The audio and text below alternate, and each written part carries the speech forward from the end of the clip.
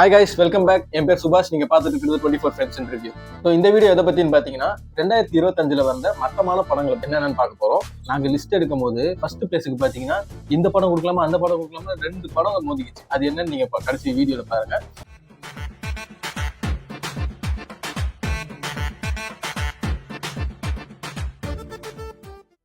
எங்க லிஸ்ட்ல இப்ப 5வது இடத்துல இருக்கிற படத்தை பத்தி பார்ப்போம். இது பார்க்கும்போது கொஞ்சம் நமக்கே கொஞ்சம் கஷ்டமா தான் இருந்துச்சு. ஏன்னா நான் ஸ்கூல் டைம்ல பார்த்து நல்லா இருந்த ஹீரோ இவரு ஸ்ரீகாந்த். நீங்க கேள்விப்பட்டிருப்பீங்க.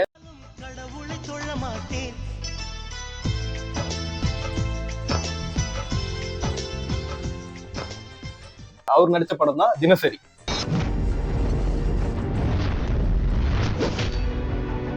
அப்ப ஃபர்ஸ்ட் நைட் கிடையாது. It's okay.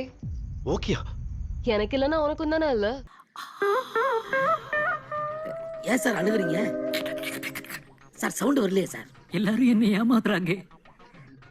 சோ இது என்ன சொல்றது,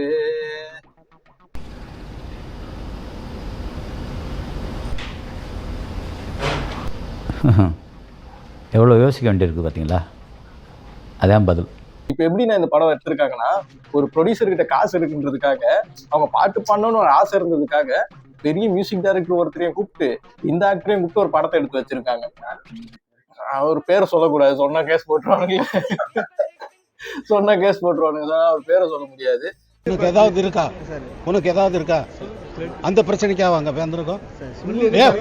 பாவம், அவரு நல்லா நடிச்சிட்டு இருந்த மனுஷன் ஆடாவது நடிச்சிட்டு இருந்தாரு. அவரை கூப்பிட்டு வந்து இதுல நடிக்க வச்சு அந்த ஆளுக்கு படம் கிடைக்கலன்னு கூட நம்ம சந்தோஷம் பாவப்பட்டது இல்ல. இந்த படம் கிடைச்சிச்சுன்னு ரொம்ப பாவப்பட வச்சுட்டாங்க இவங்க.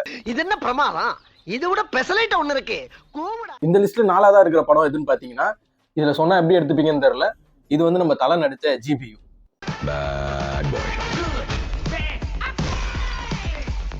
ரொம்ப வருஷம் ஆச்சுல. I miss you.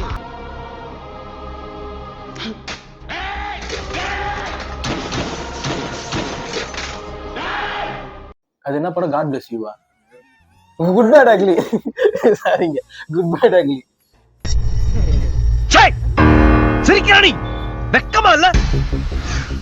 சோ இது ஏன் நாங்க ஃபர்ஸ்ட் ஃபிலிம்னு சொல்றோம்னா, நான் தலையை திருப்பி ஸ்கிரீன்ல பார்த்தது ரொம்ப சந்தோஷமா இருந்துச்சு. பார்க்கும்போது நல்லா கத்திக்கிட்டு தான் இருந்தோம் நாங்கெல்லாம். அவ்வளவு சூப்பரா இருந்துச்சு படம். ஆனா கதைன்னு ஒண்ணுமே அதுல இல்ல. சும்மா ரீல்ஸ் எடுக்கிற மாதிரி. அஜித் சார் வந்து அவரோட ஸ்டார்டிங் ஸ்டேஜ்ல இருந்து கடைசியா எடுத்த படத்துல வந்து சூப்பர் சூப்பர் சீன்ஸ் இருக்கும்ல, அதெல்லாம் எடுத்து 3 மணி நேரம் 2.5 மணி நேரம் 3 மணி நேரத்துக்கு நமக்கு போட்டு காட்டினாரு. சன் மியூசிக் பர்த்டே மேஷப் போடுற மாதிரி அஜித் ட்ரிபியூட் மேஷப் மாதிரி ஒரு படத்தை எடுத்து வச்சிருந்தாங்க. படம் வந்து கதை இல்லை, பட் 3 அவருமே நம்ம வந்து ஜாலியா பார்த்துட்டு இருக்கோம். அஜித் இப்படிலாம் பார்த்துருக்கோம். சின்ன வயசு மாதிரி காட்டினாங்க, இந்த மாதிரி மாசா காட்டுறது, அதெல்லாம் ஜாலியா இருந்ததை தவிர கதைன்னு எதுவுமே இல்லை. எப்படி? நல்லா இருக்கு. நல்லா இருக்கியா? நல்லா இருக்கு. நல்லா தானே இருக்கியா? நல்லா இருக்கும்போது நம்ம யோசிச்சுக்கிட்டு. ஆனா வேற ஒரு நல்ல விஷயம் சொல்லியிருந்தேனே, அஜித்துக்கு நல்ல நல்ல ஸ்டோரி எல்லாம் வந்திருக்கும். ஆனா ஏன் இவரு இதை சூஸ் பண்ணாரு, எப்படி ஒரு பிரெயின் வாஷ் பண்ணாரு எனக்கு ஃபர்ஸ்ட் தெரியல. ஏன்னா சிறுத்தை சிவா கிட்ட மாட்டி சீரியல் இருந்தாரு கொஞ்ச நாள். அதுல தப்பிச்சு வந்து இந்த படத்துல மாட்டிக்கிட்டாரு. எனக்கு தெரிஞ்சு அஜித் சாரை வச்சு F1 ரீக்ரியேட் வேணா பண்ணலாம். அதுக்கெல்லாம் ஒரு சூப்பரா இருக்கும். அதெல்லாம் பண்ண மாட்டாங்க, இதை எடுத்து வச்சிருக்காங்க. ஸோ இதுதான் வந்து டாப் 4 வர்ஸ்ட் மூவி. இந்த லிஸ்ட்ல 3ஆவதா இருக்கிற படம் பாத்தீங்கன்னா இட்லி கடை. அச்சோ, அவரா பயங்கரமானவராச்சே. அவர்ல கொஞ்சம் ஜாக்கிரதையா இருங்கப்பா. நான் என்னவோ இட்லி சூட தான் பிறந்த மாதிரியே எனக்குள்ள ஒரு நினைப்பு. இட்லி கடை ஏன் லிஸ்ட்ல வச்சிருக்கோன்னா, ஃபர்ஸ்ட் நான் ரொம்ப மன வருத்தத்தோட இருக்கிறது பாத்தீங்கன்னா எதுக்குன்னா, ஒரு போஸ்டர் ஒன்று ரிலீஸ் பண்ணாங்க. அவர் பேருனா அருண் விஜய் ஸ்கூல்ல உட்காந்துருக்காரு. தனுஷ் வந்து பாக்ஸிங் கோச்சா அந்த மாதிரி நின்று இருந்தாரு. நான் அந்த படத்தை பார்த்து என்னென்னமோ எக்ஸ்பெக்ட் பண்ணேன். நான் ரியல் ஸ்டீல் வரைக்கும் போயிட்டேன். ஹாலிவுட் படம் ரியல் ஸ்டீல் வரைக்கும் போயிட்டு என்னென்னமோ யோசிச்சு வச்சுட்டு இருந்தேன். கடைசியில பார்த்தா நம்ம சந்தானம் சொல்லுவார்ல, பக்கெட்ல எதுக்குடா தண்ணி, பக்கெட்ல எதுக்கு தண்ணின்ற மாதிரி. எதுக்குடா பைட்ல தண்ணி? எதுக்குடா பைட்ல தண்ணி? எதுக்குடா பைட்ல தண்ணி? எதுக்குடா பைட்ல தண்ணி? முதலாளி, நான் சொல்ல போற விஷயத்தை கேட்டா நீங்க மயங்கி கீழே விழுந்துருவீங்க. உங்களை தண்ணி தெளிச்சு எழுப்ப வேணாமா இல்லையா? அதுக்காக தான் ஒரு பக்கெட் தண்ணி. அந்த சீன் கடைசி வரைக்கும் வரவே இல்லைங்க. இவரை கூப்பிட்டு போய் ஃபர்ஸ்ட் ஒரு சீன் அவர் போட்டு அடிச்சாரு. அதோட முடிஞ்சு போச்சு. எதுக்கு அந்த போஸ்டர் எனக்கு இப்ப வரைக்கும் அதில் யாருக்கா தெரிஞ்சுன்னா அதை கமெண்ட்ல ஃபர்ஸ்ட் சொல்லிடுங்க. அதுக்கப்புறம் பாத்தீங்கன்னா டெம்ப்ளேட் ரொம்ப முக்கியமான விஷயம். இதுல நீங்க இதுதான் ரொம்ப பார்க்கணும். ஆதி காலத்துல எடுக்க வேண்டிய டெம்ப்ளேட் இது. பழைய டெக்னிக்னு சொல்லும் போதே நான் உஷாரா இருந்திருக்கணும். அவன் அதை விட பழைய டெக்னிக் யூஸ் பண்ணிட்டான். என்னாச்சுன்னா நீங்க தனுஷோட படம் மாப்பிள்ளை எடுத்து பாத்தீங்கன்னா தெரியும். மாமியார் இவரை வந்து எதிர்க்க உட்காந்து பேசுற அளவுக்கு உங்களுக்கு தகுதி இருக்கா அப்படின்லாம் பேசுவாங்க. அப்படியே விஐபிக்கு வந்தீங்கன்னா தெரியும். அந்த அமுல் டப்பா மாதிரி ஒருத்தன் வருவாங்க, அவனும் அதே தான் சொல்லுவான். அப்படியே விஐபி 2 வந்தீங்கன்னா தெரியும். அந்த லேடி ஒண்ணு வருமே, கஜோல் அகர்வால் வருமே, அதுவும் அதேதான். கஜோல் வரும்ல, அதுவும் அதுதான் சொல்லுவோம். ஏன் எதிர்க்க உட்காந்து பேசுற அளவுக்கு தகுதி இல்லைன்னு. அப்படியே தூக்கிட்டு 2025 இவரு பக்கம் வந்தாலும் இதுல அருண் விஜய் தான் சொல்றாரு, எதற்கு நீங்க பேசுற அளவுக்கு என்ன டெம்ப்ளேட்னு எனக்கு தெரியல. இதே ஒரு டெம்ப்ளேட்டை வச்சு ஃபுல்லா எடுத்துட்டு இருக்காரு. அண்ட் முக்கியமான ஒரு விஷயம், எல்லாருமே வந்து ராஜ்கிரண் சார் அப்பாவா நடிச்சிருந்தாரு, நல்லா நடிச்சிருந்தாரு, ஒரு நல்ல ஆக்டர். ஆனா அவங்க அப்பா ரொம்ப பெருசா சொல்லியிருந்தாங்க. ஆனா உண்மையிலேயே பார்க்கும்போது எம்டன் மகனோட சாஃப்ட் வெர்ஷனா தான் நான் பார்த்தேன். எம்டன் மகன்ல நாசர் ஒரு வெர்ஷன் பண்ணியிருப்பார்ல, எது பண்ணாலும் போட்டு குறை சொல்லணும் இருப்பாரு, அதோட சாஃப்ட் வெர்ஷனா தான் எனக்கு இவர் கண்ணில் தெரிஞ்சாரு. ஏன்னா அவ்வளவு வருஷமா இட்லி கடை வச்சிருந்தாரு, எதுவும் சேர்த்து வைக்கல. அவ்வளவு வருஷமா இட்லி கடை வச்சிருந்தாரு, பட்டா வாங்கல. சரி இவனாவது வெளியில போய் பொழைக்கிறப்பான்னா அதுக்கும் வந்து நெகட்டிவா சொல்றாரு. உன் பேரை வச்சு அது இட்லி கடை ஆரம்பிச்சிடும், ஐயோ அப்பாதான்ப்பா வந்து சமைப்பன்றாரு. அப்ப இவன் முன்னேறவே கூடாதுன்றாரு. ஆனா நீ தான்ப்பா முன்னேறணுங்கிறாரு.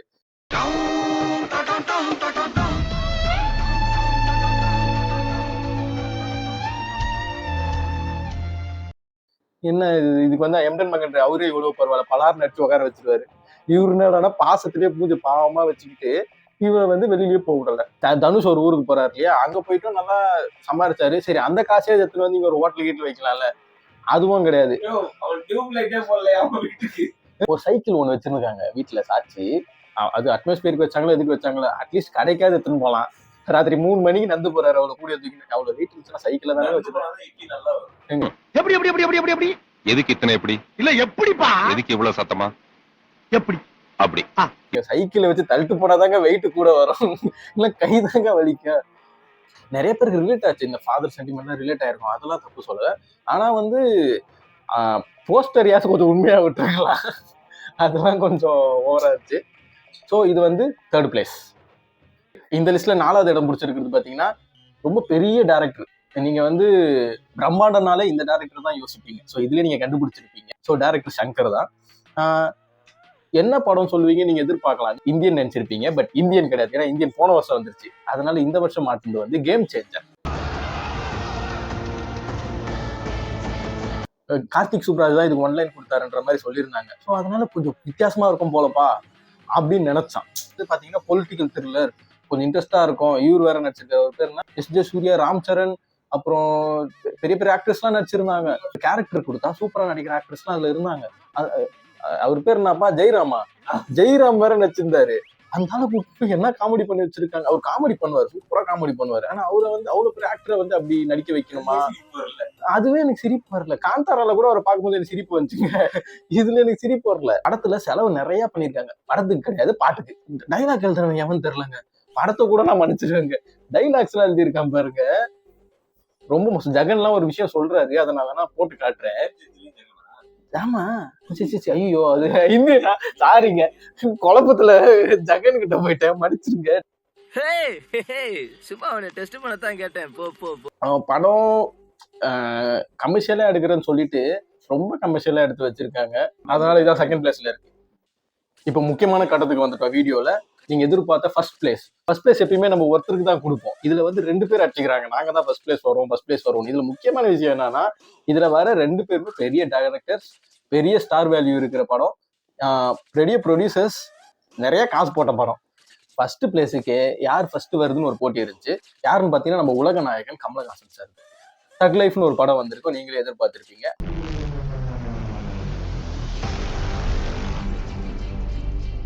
ஆனா அவருக்கு என்ன தோணுச்சுன்னு தெரியல, ப்ரொடியூசர் கமலஹாசன் தான் ப்ரொடியூஸ் பண்ணியிருக்காரு, கூடவே சேர்ந்து நம்ம மணிரத்னம் சாரும் ப்ரொடியூஸ் பண்ணியிருக்காரு. 2 பேருமே ப்ரொடியூஸ் பண்ணி எதுக்கு இப்படி ஒரு படத்தை எடுத்தாங்கன்னு எனக்கு தெரியல. நான் எழுதின ஸ்டோரி தான், ஆனா எனக்கே தெரியாம ஏகப்பட்ட ட்விஸ்ட் வைக்கிறாங்கப்பா. இந்த கதையோட கிளைமேக்ஸ் என்ன தெரியலையப்பா. எனக்கு தெரிஞ்சு போச்சு. என்ன? சங்குதான். யாருக்கு? உங்களுக்கு. இதுல ஒரு நல்ல விஷயம் என்னன்னா, யாரையுமே கெடுக்கல, இவங்களே போய் காசு போட்டு இவங்களே அழிஞ்சிட்ட மாதிரி இருக்கு. சோ ஏன் இப்படி ஒரு படம் எடுத்தாங்க, அது மணிரத்னம் சார் கிட்ட இருந்து இப்படிலாம் ஒரு படத்தை எதிர்பார்க்கல. முக்கியமா பாத்தீங்கன்னா காஸ்டியூம், கமலஹாசன் மேல அவருக்கு என்ன கோவம் தெரியல, காஸ்டியூம் கொடுக்குறேன்ற பேர்ல அவர் ரொம்ப என்னென்னமோ காஸ்டியூம் கொடுத்துருக்காரு. ஆனா வந்து ஒரு கேங்ஸ்டர் மூவி மாதிரி, ஆனா அதுக்கு காஸ்டியூமை பார்த்தா குதிர்னு தெரியுமா, விக்கு வச்சிருக்காங்க கமலுக்கு, அதுவும் பார்க்க தெரியும். சிரிப்பு கூட இப்போ எனக்கு வரமாட்டேது, கோவம் தான் வருது. எதுக்கு அப்படி ஒரு படத்தை எடுத்து வச்சிருக்காங்க? ஏன்னா நாங்க 140 ரூபா கொடுத்து படத்தை போய் பார்த்தோம் தியேட்டர்ல, அதனால இன்னும் டென்ஷன் ஆகுது. ஃபர்ஸ்ட் பிளேஸ்ல இவர் கொடுத்துட்டோம். ஸோ ஃபர்ஸ்ட் பிளேஸ்ல செகண்ட் யார் வந்திருக்கான்னு பாத்தீங்கன்னா, இவரு கூட தான் நிறைய போட்டி போட்டிருக்காங்க. கமல், ரஜினி தான் பேசுவாங்க. ஸோ செகண்ட் இருக்கிறது யாருன்னு பாத்தீங்கன்னா இதுல நம்ம ரஜினிகாந்த் சார் தான். வாழ்த்துக்கிறேன். Super star. என்ன படம் உங்களுக்கே தெரிஞ்சிருக்கும், கூலி. இந்த தேவா பத்தி தெரிஞ்சிருந்தோ என்கிட்டயே விளையாடி இருக்கேன். கூலியோட ட்ரெய்லர் பார்த்திருப்போம். பார்த்துட்டு அவரு கூட அமைதியா தான் இருந்தாரு. நம்ம லோகேஷ் கனகராஜ் கூட பேர்ல இவர் இந்த கேரக்டர் பண்றாரு அப்படிதான் ஹைப் ஏத்துனாங்க. அமீர் கான் இருக்காரு, நாகார்ஜுனா இருக்காங்க, அப்புறம் இன்னொருத்தர் பேர் என்னது, உபேந்திரா இருக்காரு, அப்புறம் இன்னொரு மலையாள ஆக்டர் இருக்காரு இல்லையா, அவர் இருக்காரு. அப்படி இப்படின்னு போட்டு ஏதோ பேசிட்டு இருந்தாங்க. ஆனா நம்ம ஆளுங்க ஒரு கட்டம் முன்னாடி போய் டைம் டிராவல் நானுங்க, சயின்டிபிக் நானுங்க, பவுடர் ஏதோ பான்ஸ் பவுடர் கொட்டினாரு, இன்விசிபிளா ஒருத்தர் வந்து அடிக்க வரா, அததான் ரஜினி சார் கண்டுபிடிக்கிறாருன்றானுங்க, என்னென்னமோ சொன்னானுங்க அவரு. ஆனா லோகேஷ் அந்த இடத்துல சூப்பரா இருந்தாரு. நீங்க இவ்வளவு மாடலாம் யோசிக்காதீங்கன்னா, நான் அதோட பழைய டெக்னிக் ஒன்று யூஸ் பண்ணிருக்கேன்டா. ஸ்டார் வேல்யூ வச்சு ஓட்டிருக்காங்க அந்த படத்தை. ஸ்டோரி கொஞ்சம் அங்கங்க பிரேக் ஆயிட்டு இருந்தது. விக்ரம் படத்துல சூர்யாக்கு என்ன மாதிரி பில்டப் இருக்கும் பார்த்தோன்னே பயமா இருக்கும். அதனால ரத்தத்தை பூச்சிட்டு வரும்போது நமக்கு கை கால்லாம் உதற மாதிரி இருக்கும். இதுல டியூஷன் போயிட்டு வர மாதிரி ஆஃப்ட் ஹவுஸ்ல வரா இருக்கு. இல்ல ரொம்ப முட்டா பையன் அந்த வில்லன் தாங்க. படத்துல கிட்டத்தட்ட ஒரு 2 மணி நேரம் ரஜினியை ஃபேஸ் பார்த்துட்டு உன்னை எங்கேயோ பார்த்திருக்கேன்னு சொன்னாப்புல. இந்த ஆஃப்ட் ஹவுஸ் ஒரு போட்டுன்னு ஒருத்தர் வந்தார்ல, வந்து ஒரு செகண்ட்ல அண்ணா எப்படி இருக்கீங்க அப்படின்ட்டா. என்னடா கதை இது, இவனால பார்த்துருந்த உனக்கு தெரியல. இப்ப வந்தவர் சொல்றான், அந்த பாலைவனத்துல எதுக்கு போய் அவ்வளவு பெரிய டேபிள் எடுத்துன்னு போய் போட்டு உக்காந்தானு தெரியல, அந்த டேபிள் எப்படி எடுத்துன்னு போனானுன்னு எனக்கு தெரியல. நிறைய கிளிச்சஸ் இருந்துச்சு படத்துல. ஸோ படம் இன்னும் கொஞ்சம் பெட்டரா ஒரு ஸ்கிரீன் பிளே பண்ணிருக்கலாம். ஒருவேளை டைம் இல்லையா என்னன்னு தெரியல. ஸோ இவங்க தான் ஃபர்ஸ்ட் பிளேஸ்ல, செகண்ட் பிளேஸ் பிடிச்சிருக்காங்க. ஸோ இதுதான் நம்மளோட டாப் 5 worst ஃபிலிம்ஸ் ஆஃப் 2025. உங்களுக்கு ஏதாவது படம் worst-ஆ ஃபீல் ஆயிருந்துச்சுன்னா அதை கமெண்ட்ல சொல்லுங்க. இது வரைக்கும் வீடியோ பார்த்துருக்கீங்கன்னா கண்டிப்பா உங்களுக்கு பிடிச்சிருக்கும் நம்புறேன். ஸோ இதே மாதிரி நிறைய வீடியோஸ் வரும். கண்டிப்பா சப்ஸ்கிரைப் பண்ணுங்க, லைக் பண்ணுங்க, கமெண்ட் பண்ணுங்க, ஷேர் பண்ணுங்க. Until then, it's bye from சுபாஷ். நீங்க பார்த்துட்டு இருக்கிறது 24 Friends ரிவ்யூ.